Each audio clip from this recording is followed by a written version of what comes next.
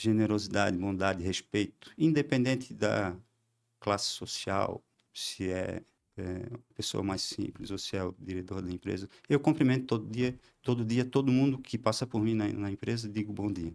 Alguns respondem, alguns não. Mas esse é o meu jeito de ser. Eu acho que as pessoas merecem o maior respeito, seja elas quem forem. Na sua formação em administração, chegasse a mencionar ali sobre a experiência com cliente, entender a necessidade dele.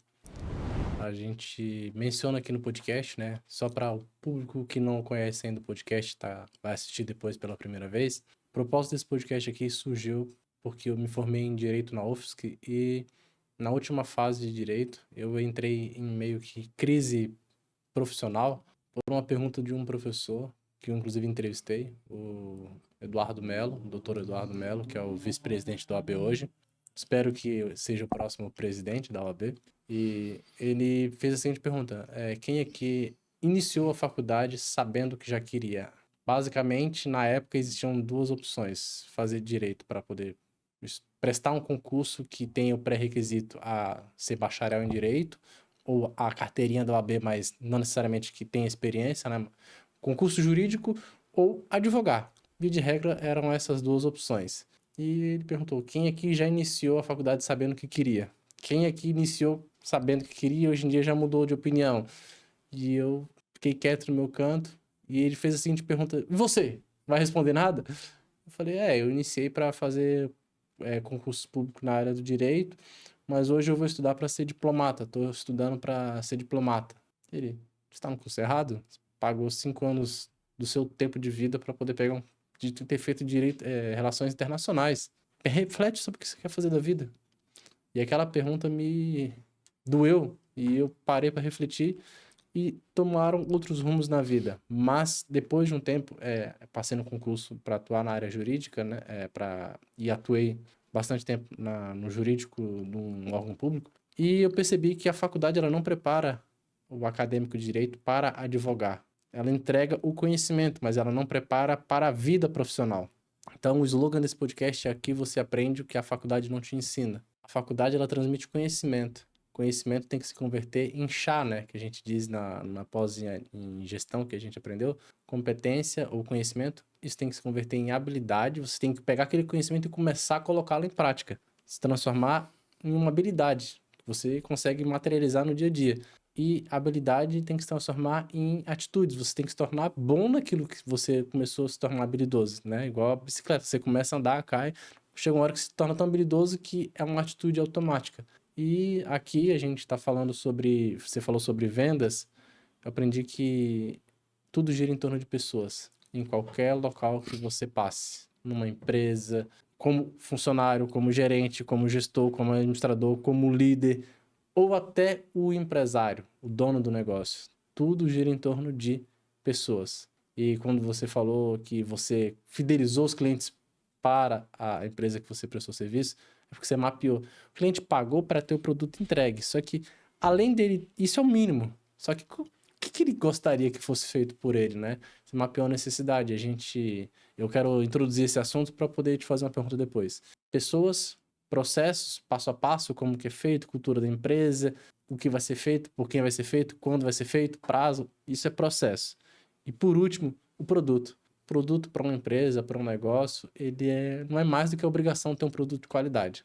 Então o produto fica em último. Primeiro é a pessoa, as pessoas, a cultura, o ambiente, o passo a passo, e aí você foca no produto, porque aí tá cheio de concorrente. Todo mundo talvez tenha um produto, mas não tem um passo a passo bem definido e principalmente não tem pessoas que entendem ou se preocupam com as pessoas do começo ao fim, né? Então, queria te fazer uma perguntinha. É fácil lidar com pessoas? É fácil entender um ser humano que está do outro lado? Porque a gente corre o risco de entrar no piloto automático, né? Então, na sua vasta experiência, lidar com pessoas, é fácil ou é difícil? Tem alguma experiência aí que você, na posição de liderança, teve que parar e... Eu já comecei, um dia eu já fui iniciante, tem alguma experiência aí que você poderia compartilhar pra gente? Sim. E falar sobre essa... Eu tive essa dificuldade, não sei você, né? Mas lidar com pessoas é fácil ou é difícil? É difícil. É muito difícil. Mas eu não sei se é o segredo eu pelo menos ajo da seguinte forma. Faço um raio-x, uma ressonância magnética, uma tomografia da pessoa. Quando eu consigo entender a pessoa, eu vou tratá-la da forma como ela acha que ela deve ser tratada. Então, isso varia de pessoa para pessoa. Não tem uma fórmula mágica. Se eu agir de tal forma, vai funcionar para o Lucas, mas não vai funcionar para o Moisés. Porque o Moisés, ele não gosta daquela forma de ser abordado, digamos assim. Um pouquinho antes de a gente iniciar aqui a nossa entrevista, nosso bate-papo, eu estava conversando com o Moisés. Moisés, só para quem não sabe, é o nosso cameraman do staff aqui da Bananecos. Já deixo aqui um abraço ao Luca, que é um dos idealizadores desse projeto aqui, grande parceiro. E, Moisés, obrigado aí pelo profissionalismo. Então, assim, as pessoas, eu acho que elas precisam, elas merecem ser tratadas da melhor forma possível. Eu comentei com o Moisés que algumas pessoas na sociedade, elas parecem ser invisíveis para a grande maioria das pessoas. Vou falar das pessoas mais humildes, uma experiência até que eu contei para o Moisés rapidamente, tá? Claro. Em determinado momento, eu fui almoçar num restaurante aqui em Florianópolis, na rua Bocaiúva, um sábado de manhã, e ali sempre tem aqueles guardadores de carro, etc e tal. Cheguei, estacionei meu carro e ele... Doutor, posso cuidar do carro do senhor? Claro. Era o que ele esperava de mim. Só que ele não esperava que eu ia lá cumprimentar e apertar a mão dele e dar um bom dia para ele.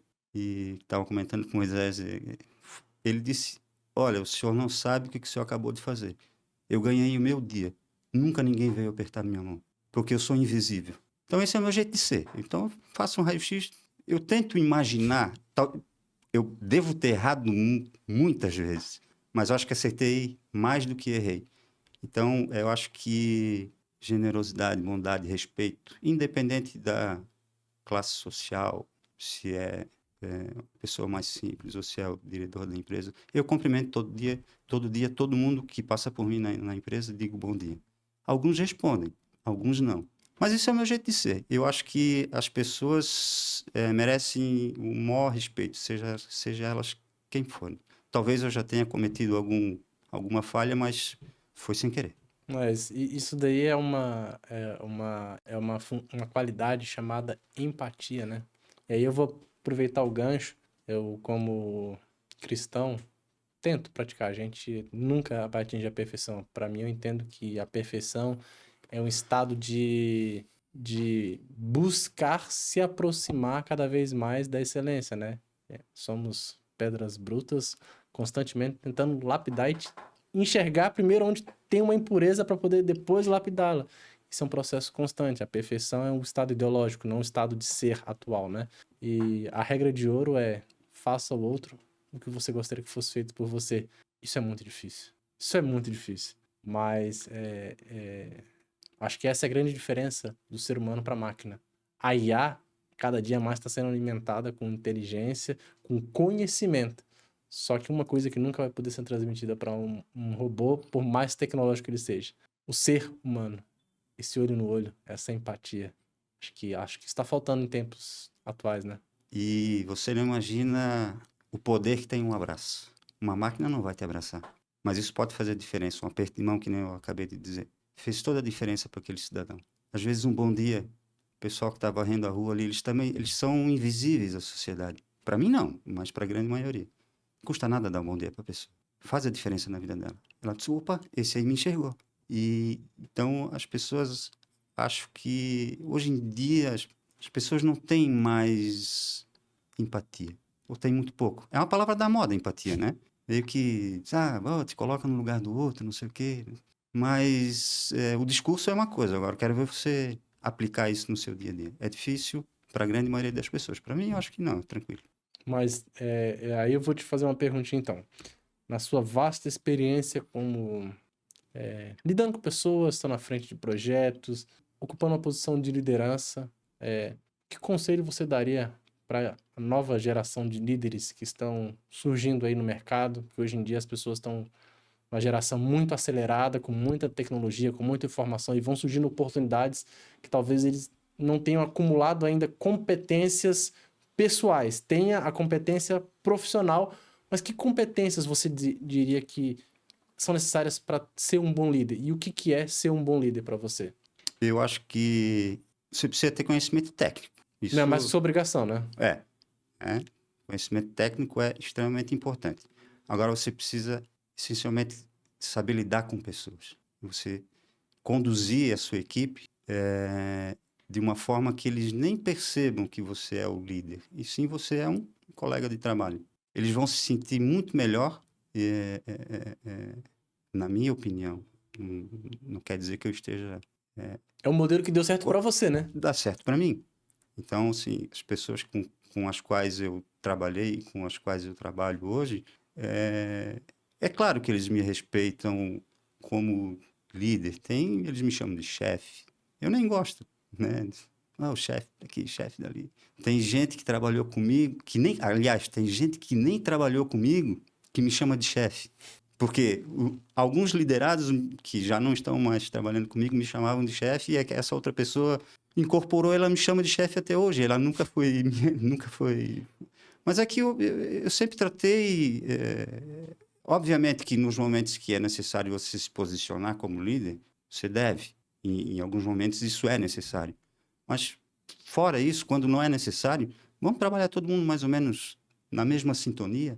Nós somos colegas de trabalho, o nosso objetivo é comum, né? Se eu preciso entregar um determinado produto ou um relatório, ou seja lá o que for, eu sozinho não vou conseguir fazer.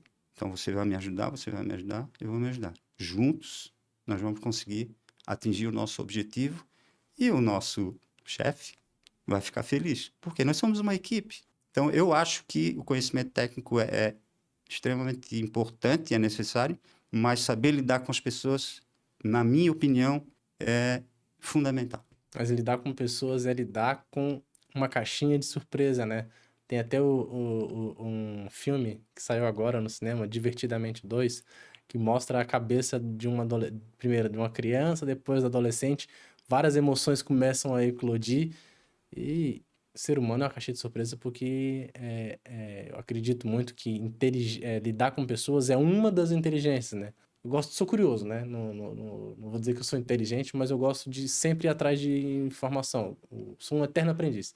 E Todos somos. temos que ser, né? Deveríamos ser, né? Porque quando você deixa de aprender, você acha que quanto mais eu sei, eu mais descubro que eu não sei, a minha ignorância. Então, num desses estudos, eu mapeei que existem algumas inteligências, né? Inteligência, que é o QI, que é a ciência, acho que esse conceito já está até ultrapassado. Antigamente se dizia que uma pessoa era inteligente ou burra pelo nível do QI. Fazia um teste lá, o Quantum of Intellectum. Não tem nada a ver, isso dali determina talvez a capacidade dela de raciocinar, de decorar, de memorizar, de ligar as coisas com velocidade, talvez não passe muito disso.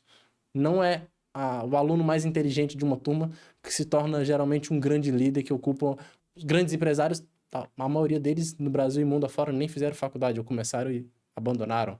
Então não é o conhecimento ou o QI que te coloca numa posição de destaque na sociedade. Isso começou a me intrigar quando eu comecei a estudar a história de grandes líderes.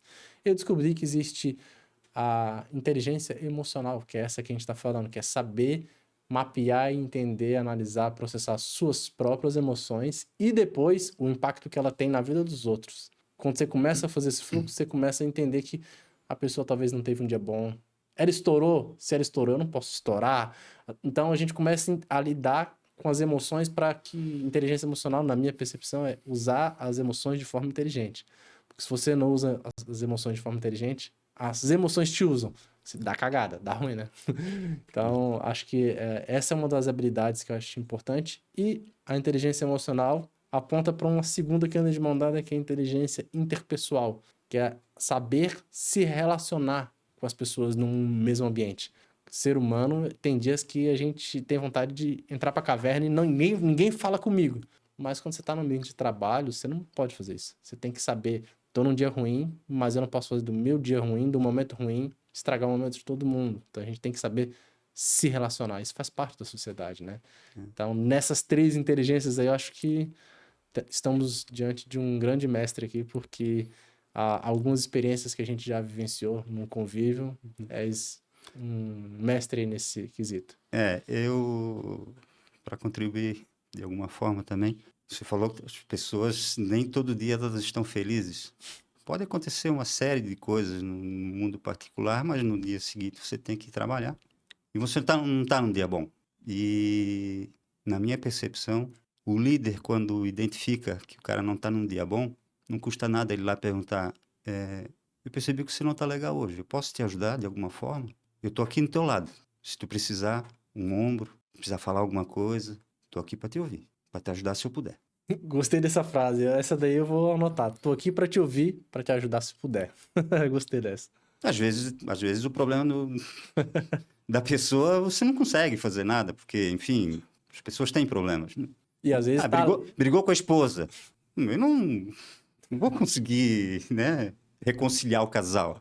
Mas se ele quiser abrir e contar para mim o que foi que aconteceu, talvez eu consiga dar um conselho. Por que você não faz isso? Por que você não pede desculpa? Faleceu um parente, você não tem como gerenciar isso, né? É impossível, né? Mas eu tô aqui. Tô aqui para te abraçar. Tô aqui para te acolher.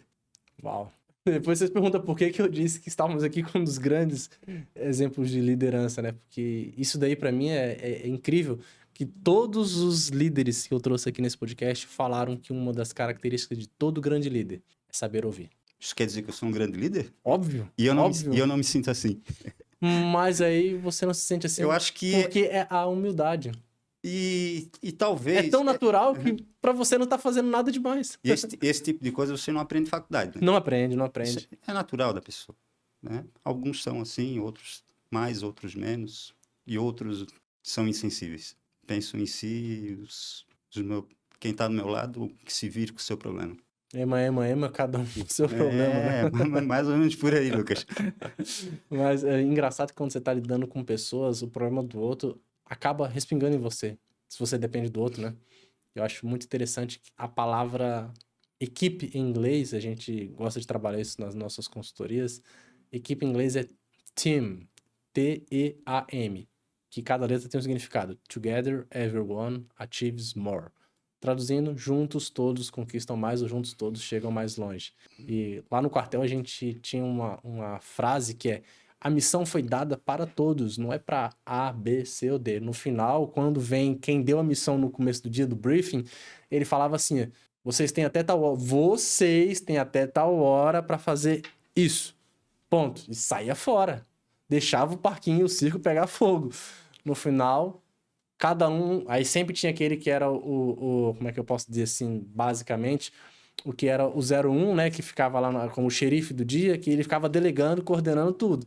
Dava ruim, quem deu a missão no começo chegava na cabeça do xerife. Por que não foi feito? O xerife que se embabacava, que não agia como líder, que agia como chefe, na minha percepção, aí depois eu vou te pedir na sua percepção qual a diferença, ele falava: eu deleguei isso, mas fulano fez isso, fulano não fez aquilo. Todo mundo, embaixo 2, 0, todo mundo caía no chão e pagava a flexão junto, não importasse se foi fulano ou beltrano que deixou de fazer a sua parte. A missão é de todos. E a maior lição que eu aprendi no quartel é que era o espírito de corpo, não o espírito de porco.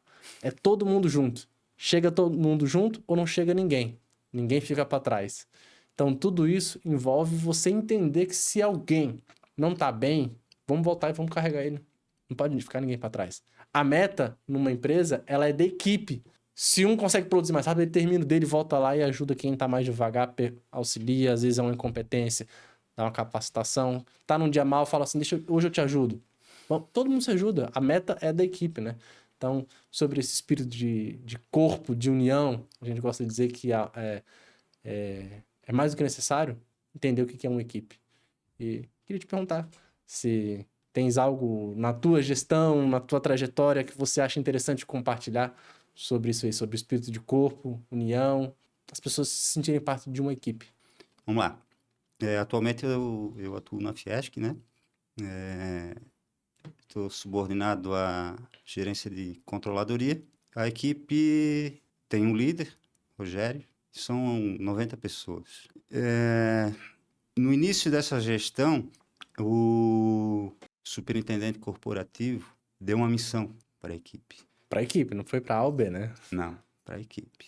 A gerência de controladoria envolve contabilidade, financeiro, tesouraria, toda a parte contábil e financeira da corporação, da entidade. E os balanços mensais, balancete, como queira chamar, eles saíam lá pelo dia 10º dia, 12º dia.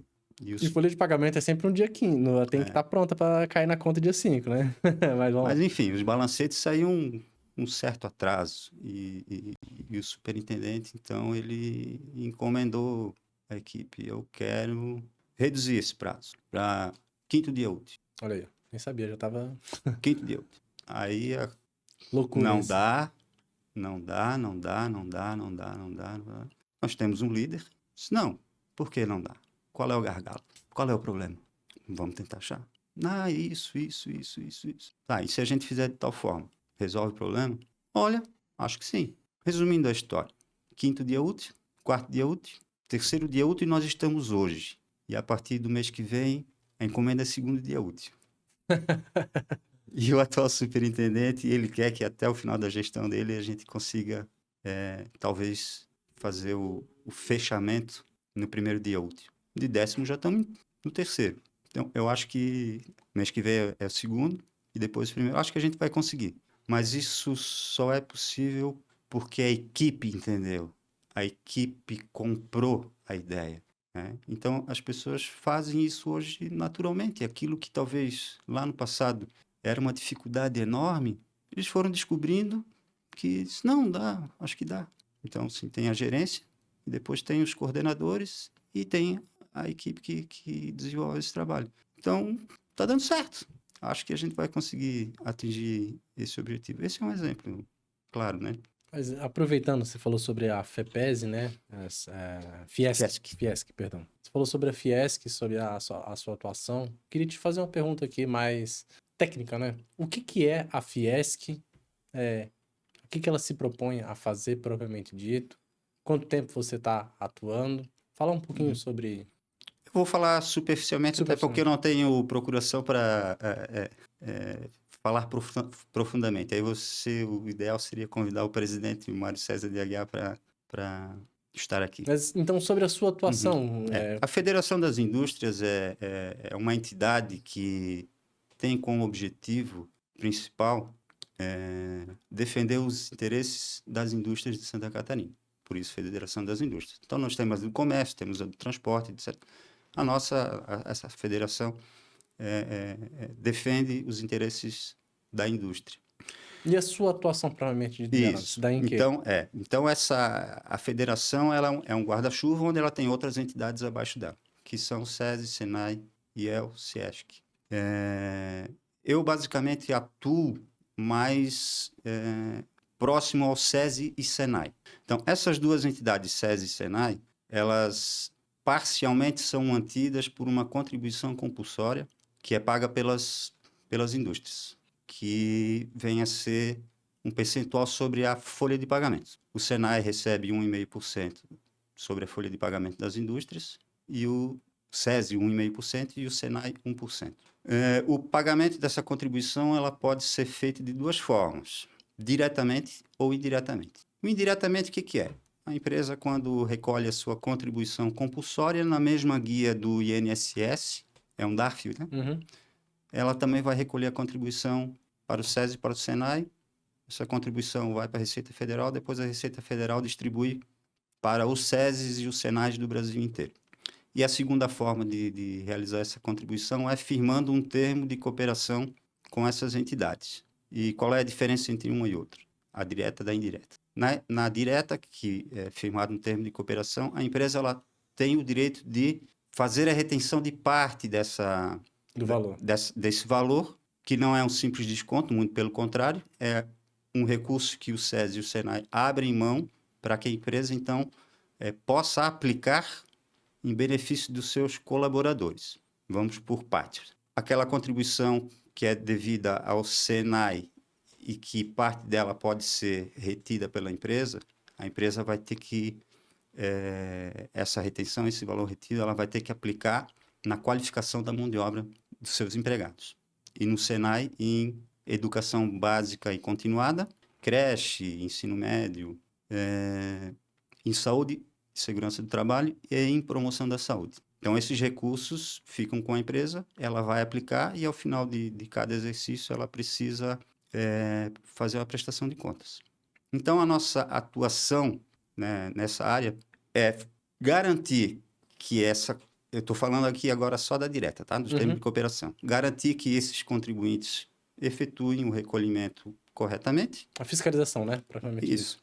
É o acompanhamento e a fiscalização, né? O acompanhamento do recolhimento e, na falta, abre-se uma fiscalização para levantar os débitos. E, além disso, também realizar a conferência da prestação de contas, para ver se aquele recurso que foi destinado a determinadas coisas foi corretamente aplicado. Basicamente, a gente atua nessas duas frentes. Garantir o recolhimento da contribuição e também garantir que a aplicação daquele recurso retido tenha sido aplicado da forma que está previsto no termo de cooperação. Então, a gente cuida dessa parte. Essa especificamente é a minha atuação dentro da Fiesc. Perfeito. Há 20 anos apenas. Então, por isso que eu perguntei, porque quando tinha ali convidado, surgiu um imprevisto profissional, né? E a nossa entrevista inicialmente seria justamente para comemorar o seu aniversário de 20 anos de casa, né? 25, perdão. 20, na verdade 20 não, 22 anos na atual função. E no dia 7 de junho próximo passado, que estava marcada essa entrevista, infelizmente não foi possível, eu completei 25 anos de empresa. Então, aí 25 anos de casa, de forma geral, merecia minimamente para os colaboradores, para aqueles que acompanham o vosso labor e o seu empenho, saberem minimamente que não é da noite para o dia, né? E por que eu gosto de dizer isso? Todo mundo, às vezes, pergunta assim, quando alguém está numa posição de destaque, quem te colocou lá? Quem é o teu padrinho? Quem é tal do QI? Quem te indicou? E eu aprendi que no curso de Direito na UFSC, essa foi uma das coisas que mais mexeu comigo. Muitas pessoas, quando iniciava o semestre, os professores perguntavam, faziam a chamada, fulano, pelo sobrenome, você é filho do juiz tal, você é filho do desembargador tal, você é filho do advogado tal, do promotor tal. E chegava no meu, alguns professores fizeram isso e tá, tudo bem.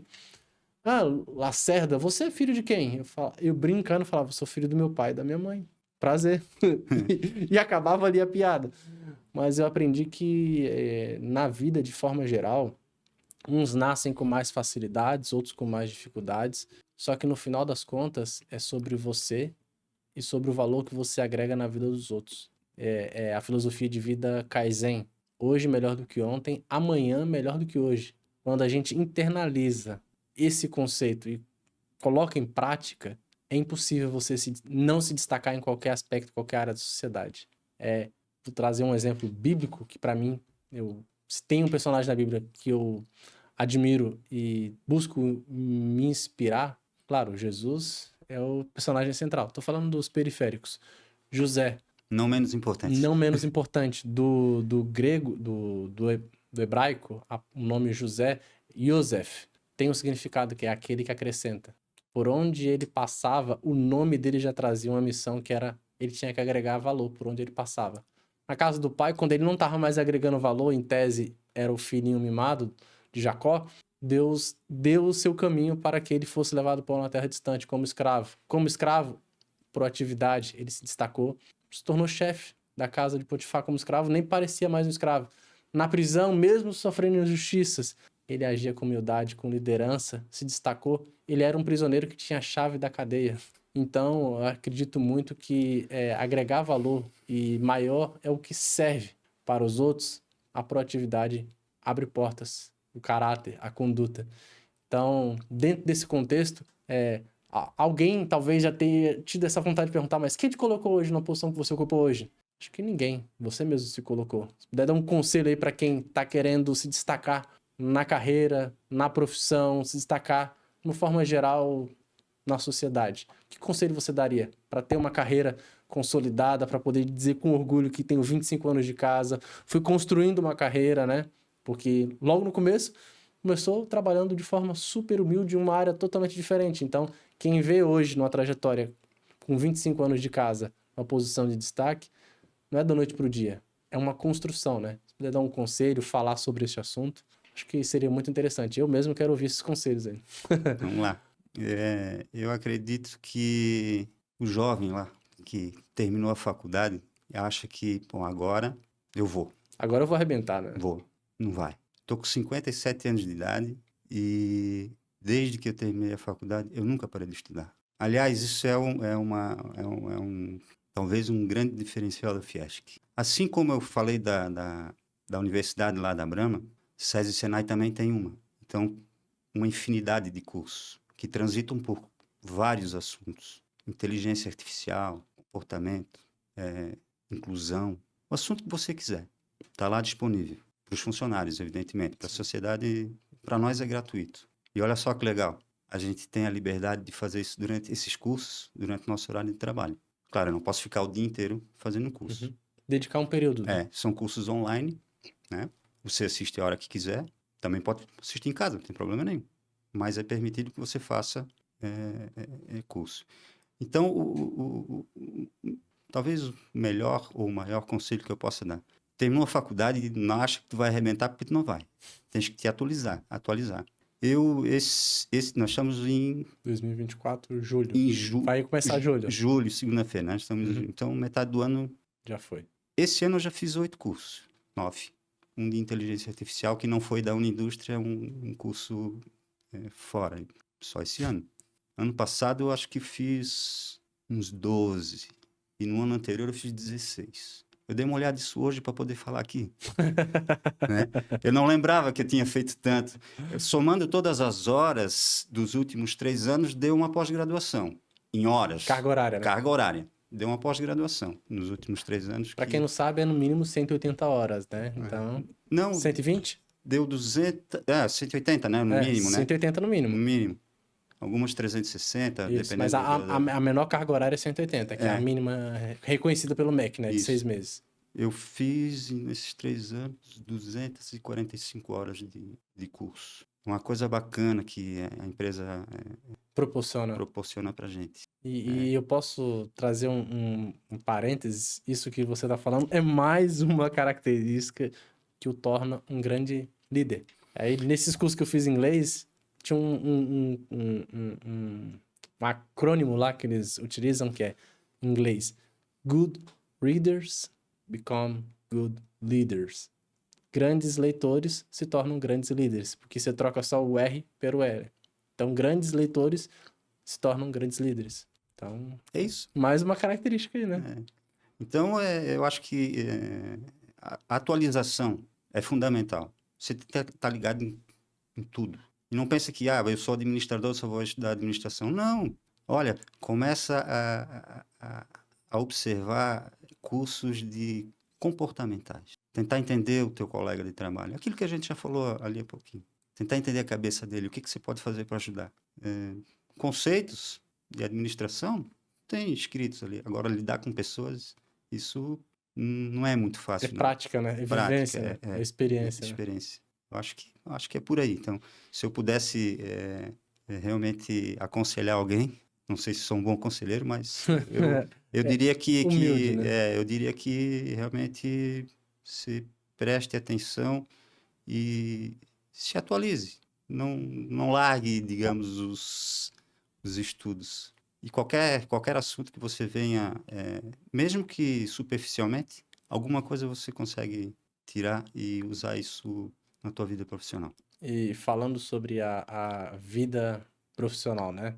Teve algum exemplo que você gostaria de compartilhar em relação a... Te marcou? Teve algum mentor, Porque eu acredito que parte da construção da liderança é a gente ter alguém que a gente se espelha, que a gente admira, que a gente fala assim, eu quero copiar os passos, né? Exemplo bíblico.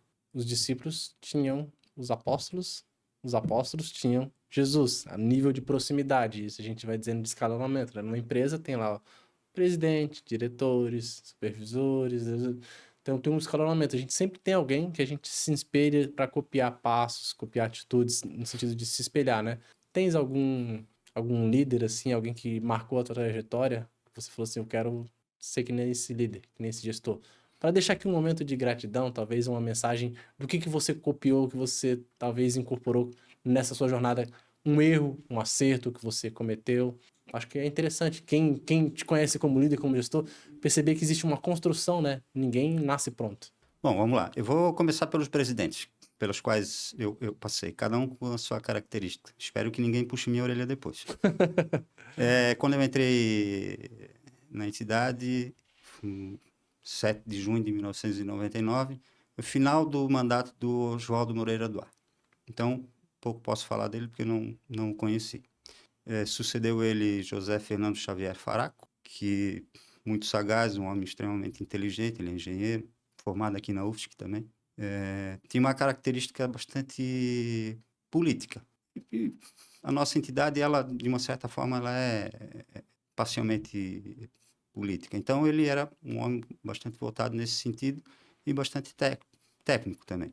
Sucedeu ele Alcântara Correia, que perfil muito parecido talvez com o meu, que é de Blumenau também, Alcântara Correia. Ele faleceu, infelizmente, num acidente de automóvel na BR-101, retornando de Blumenau para Florianópolis. Já não era mais presidente quando faleceu. Mas esse também me deu uma lição de humildade, que aquilo realmente me marcou. Ele era um homem de posses, já antes de ser presidente, porque ali nenhum presidente fica rico na Fiesp. Então, ele tinha uma garagem e uma vaga que era dele, e junto dessa garagem, hoje não existe mais essa construção, mas existia uma copa onde os funcionários da limpeza, que eram terceirizados, não eram funcionários da entidade, uma empresa contratada que fazia a limpeza, e até hoje é assim, faziam as suas refeições nessa copa. E os funcionários tinham o restaurante onde a gente tem até hoje, onde a gente faz as refeições, a gente paga e tal. E um determinado dia, o Alcântara Correia, ele chegou com o seu automóvel importado. Eu não vou fazer propaganda da marca. Tá tudo certo. Mas, de qualquer forma, chegou no estacionamento, que era exatamente na porta da copa desse pessoal que estava almoçando naquele dia.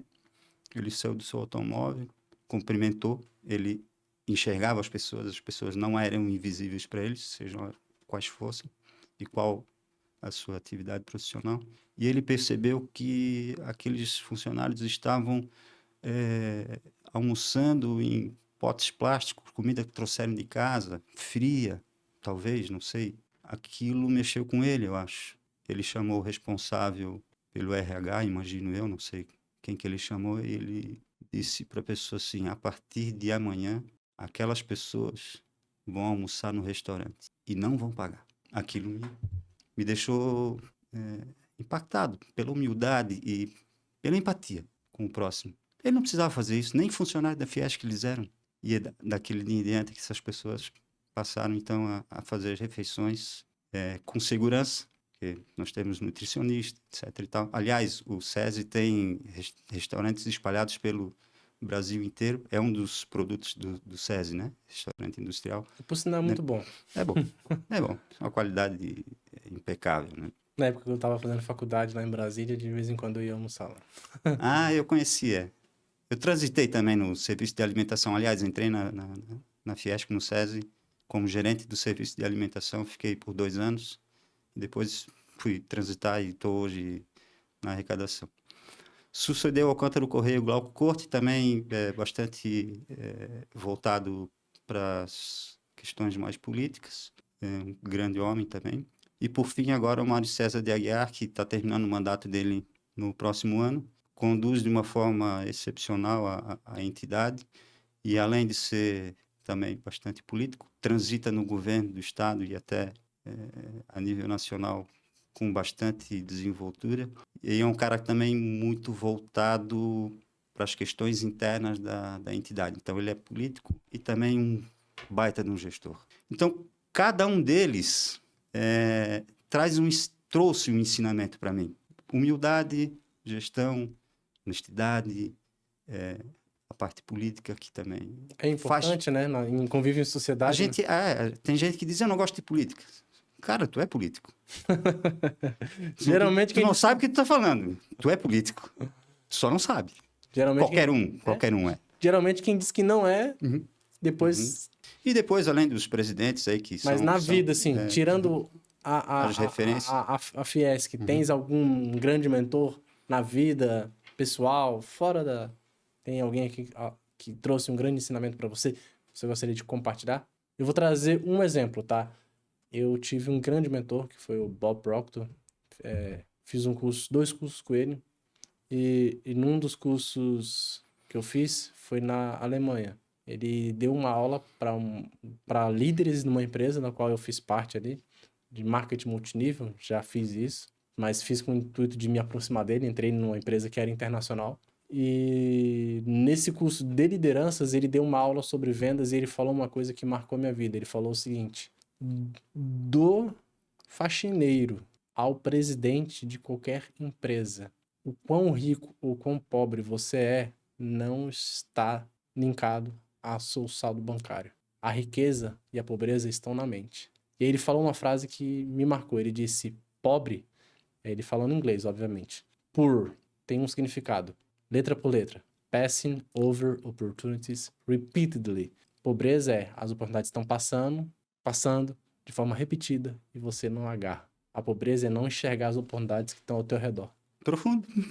Essa lição de um grande líder me fez entender que, cara, Davi, ele já tinha matado um leão, já tinha sido ungido rei, e o pai dele mandou ele lá pro campo de batalha, não para ele lutar, não para se tornar o rei, para matar o gigante Golias. Ele foi pro campo de batalha como um Uber Eats, foi para levar comida pros irmãos e voltar para casa.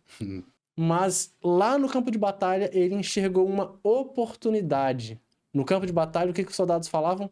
Quem matar o gigante, a família vai ter isenção tributária fiscal. Vai se casar com a filha do rei, vai morar no palácio.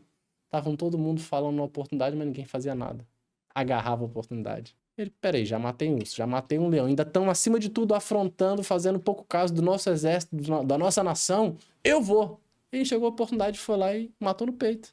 Então, a pobreza e a riqueza tá em você enxergar oportunidades e agir. Então, esse foi um grande ensinamento de um mentor que eu tive que eu carrego para a vida. Não é sobre falta de oportunidades, às vezes é sobre falta de percebê-las e depois de agir. Se tiver algum grande ensinamento assim que você gostaria, um conselho, um ensinamento que você gostaria de deixar aí Eu acredito assim, todas as pessoas que passam pela nossa vida, sejam qual o nível intelectual delas, elas são professores, né? São professores. A gente aprende... Eu aprendi muita coisa com meu avô, que era analfabeto. Mas aí coisas de caráter, coisas de comportamento, o que fazer, o que não fazer. Mas tem, então, um espírito de aprendiz, né? Sempre querendo aprender, né? Sempre observando, vendo o que eu posso melhorar, né? Um grande líder. Eu acho que a gente aprende todo dia um pouco. E também esquece um pouco todo dia. Mas depois você relembra. E assim você vai transitando em todos os níveis. Cara, as pessoas que fazem parte da minha vida, todos são mentores. Uns mais, outros menos, uns com mais sabedoria, outros com menos. E aí não vamos entrar no demérito, mas eu já quebrei 3 empresas. Hoje estamos no 4º, 5º negócio, né? Porque estou tocando 2 projetos paralelos. Mas eu aprendi duramente, depois de refletir sobre algumas falhas que eu cometi, que temos que ter a mente manda em tudo, né? Então, a mentalidade, que a gente chama de mente blindada, é entender que eu nunca, ou eu ganho, ou eu aprendo. Então, em todo lugar, em toda circunstância, a gente sempre tem algo para poder aprender. E quando você aprende, aí que tá o ouro, né? O ouro tá em você aprender quando você errar, ou quando você acertar, falar, por que eu acertei? Tem que replicar os acertos e aprender com os erros, que eles ensinam muito mais, diz Bill Gates. O maior professor é o erro, é a falha, não é o acerto. Engana-se quem acha que os grandes empresários acertaram na primeira. Eles erraram 20 vezes, 30 vezes. Só que nem sempre eles contam, né? Então você acha que um Bill Gates... não, ele foi lá, fez o negócio e deu certo. Não, ele deve ter feito um monte deve ter cometido vários erros. E esse, o erro é importante. E o mais importante é não repeti-los. Aí é inteligência, né? Como tem uma frase que meu pai me dizia desde pequeno. Olha, ser inteligente não é não errar. É não repetir os meus erros. Se tu repetir meu erro, tu tá sendo burro. Do jeitão dele, ele falava assim pra mim, né? Então, você aprende com o erro, né? Então, eu acho que é importante passar pela experiência. Mas não repetir, né? Vamos errar e... Na próxima vez, a gente provavelmente não vai cometer o mesmo erro. Espero que não, né? Imagino que não. Entendedores entenderão, é direto. Eu acho engraçado isso daí, mas é piada interna, pessoal, piada interna. Mas, assim, para mim tá sendo um grande prazer, aprendendo bastante, porque eu era uma criança diferenciada, assim, estranha. A gurizada ia jogar bola, ia brincar. Sempre quando tinha alguém em família, eu tava num grupo que tinha mais pessoas, eu ia lá, sentava com as pessoas de mais idade, ficava ouvindo a conversa delas, tentando me inteirar, conversar. E eu aprendi que o ouro tá em você sentar com pessoas mais sábias que você, em você ouvir menos e falar mais. Eu acho que esse foi um dos primeiros podcasts que eu fiz isso. Acho que pelo nível de admiração que eu tenho com a vossa pessoa. Recíproca verdadeira. E pudesse deixar uma palavra final para todos os nossos telespectadores aí, as pessoas que vão assistir depois, porque o episódio é gravado hoje, amanhã a gente está disponibilizando ele no canal do YouTube. Eu acho que, resumindo, né, a gente já falou isso bastante aqui no nosso papo, na nossa conversa, mas eu vou ser repetitivo, porque eu acho extremamente importante. Seja gentil com as pessoas, entenda elas. Não te custa nada. Abraço, ombro amigo. Tudo que você puder fazer para ajudar ou para tornar a vida de uma pessoa, de um colega teu, ou até às vezes pessoas que você nem conhece, para que a vida dela seja melhor, tenha um dia melhor, faça. Você vai se sentir bem e aquela pessoa vai te admirar pro resto da vida.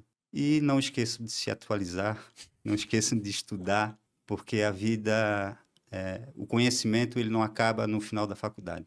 Está só iniciando. Aquilo foi só um pontapé, a partida. Volto a frisar, eu estudo até hoje. E é necessário, porque senão você vai ficar para trás. Os jovens, aquele garoto que tem lá 25, 30 anos, ele vem com uma bagagem muito maior de conhecimento do que a minha, porque quando eu tinha aquela idade, não tem... Não tinha esse acesso à informação que tem hoje, né? Não, a gente fazia trabalho com Barça, né? O Atlas Universal, né? No comecinho, né, dos estudos. Hoje em dia, tu joga o assunto ali no ChatGPT, o BI, ela te dá a resposta do que tu quer. Outro dia eu fiz uma experiência, pedi para a inteligência artificial, faça uma poesia de determinado assunto. Isso é a coisa mais linda do mundo. Em menos de 5 segundos. Se eu tivesse que fazer isso com a minha inteligência, eu ia demorar uns 15 dias, 20 dias para... Então, assim, é extremamente importante você estar antenado com a tecnologia. Mas, por favor, se eu puder novamente aconselhar alguém, não esqueça das pessoas. Tecnologia é importante, mas as pessoas são muito mais importantes. Meu recado final e agradecer o mimo. Olha só, pessoal, que eles fizeram. Uma canequinha com a minha fotografia. Muito obrigado, Lucas.